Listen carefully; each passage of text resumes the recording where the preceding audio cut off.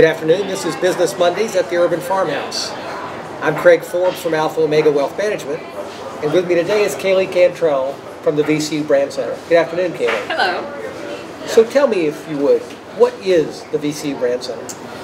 We are a 2-year graduate program in advertising and marketing, and we mirror the 5 core disciplines that an agency would have: art direction, copywriting, strategy, brand management or account management, and technology. And then we also work with students who might want to go agency side but have a desire to be on the corporate side, or we have a fair amount of students who go into consultancy work. But it's all around branding, advertising, and marketing. So I don't think there's very many ad schools in the country like it, and you guys have really cool people working there as professors, adjunct professors. What was your background? I have been doing advertising for over 28 years now, and I have worked at big agencies, big global agencies, and very small 30-person agencies, and sort of everything in between. And I have been lucky enough to work in New York and San Francisco prior to coming to Richmond. And most of my career has been spent in account management and strategic planning, so I err on the strategy side of the business. Well, so Richmond's become a big hub for innovative companies, lots of high-growth companies, but in many, many cases, out of the gate, their challenge is how to brand themselves on a shoestring budget. They don't have a lot of money.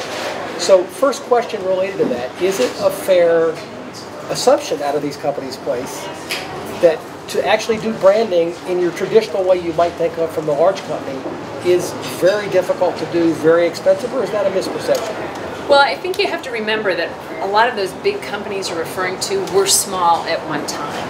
And so I think most small business owners, and my husband happens to be one of those, you sort of bootstrap your way up to a point, and then you kind of plateau, and then you have to bootstrap your way to the next level. And some of that getting to the next level may be a greater application of advertising and marketing. I think that it's interesting how traditional some of the elements are, is that regardless of what your budget is, you have to really know how to tell your story. What does your company or service do that is fundamentally different than another company or service, and why would anybody care? What need are you fulfilling? What goal are you helping another business or an average shopper or consumer? What are you helping them do? And can you find a way to articulate that in its simplest form so that people don't get lost in the weeds? We often refer to the expression an elevator pitch. If you only had a 3-minute elevator ride with someone, how would you describe your company in ways that they understood what made you different? And it doesn't matter whether you have all the money in the world or a very small budget, you have to be able to do that. So let's assume for a minute in the companies we're talking about, small budget, you guys have helped them figure out their message. What are some of the gotta do things out of the gate that you think they could get done on small, or really need to do? And at the same time, folks of us that are in consulting for some of these companies in innovation, venture capital world get asked a lot, can we go get an off-the-shelf team of people, or can we get an off-the-shelf startup branding box? So walk us through some of that. Well, gosh, an off-the-shelf branding box is going to put us out of business. And put a lot of people out of business. I think that, first of all, in a place like Richmond right now, there are so many people with a lot of skills in and around marketing, advertising. I don't think we should neglect PR. Public relations has seen a big resurgence in many ways due to the digital channels. So PR is an important part of the mix. Design is an important part of the mix. We have become a very design-centric culture.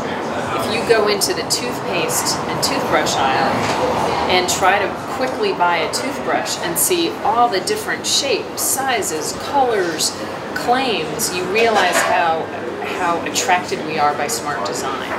So I think, again, investing in what your product is, what makes it different, the design of it, how people, the look and feel of it, so people see something different and see something that they want to get to know more about.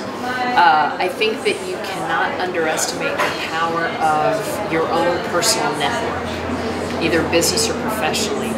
Who do you know that you can load in with your story? Tell people what you're trying to do. Tell them what makes you different so that they can start spreading the word about you. Your network, your own personal community can be a great asset when you're starting out. There are the digital channels, I think, websites, microsites, Facebook, a lot of the community sites and review sites, I think, have enabled smaller companies to look bigger earlier on. Those tools are not just the purview of the bigger agencies or bigger companies. Small businesses can use those too. So that is an important place. If you aren't proficient in that yourself, you might want to invest a little time, possibly a little money, either going to school on that. And there could be resources like the Brandcenter, like Skillshare, like the Innovarium, right. Inno Virginia. The Steve Hutchinson. Yes, that's been it's housed in the chamber right now.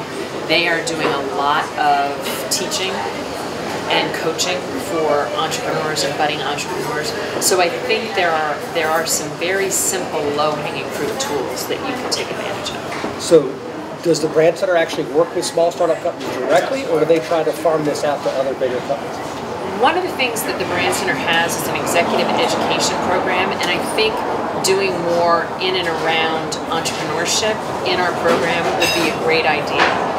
We often have small startup companies contact the Brandcenter about being class projects, and that's to some extent the decision of the faculty member, and it needs to be a mutually beneficial arrangement. It's good for the small business owner, but it has to be, or entrepreneur, but it has to be a good, this term is getting overused, but a good teachable moment for the students. The students have to walk away feeling, I really got exposed to a part of business that I didn't know. I got something that I can use to talk about in my interview process.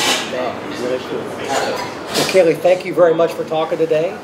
This has been Business Mondays at the Urban Farmhouse.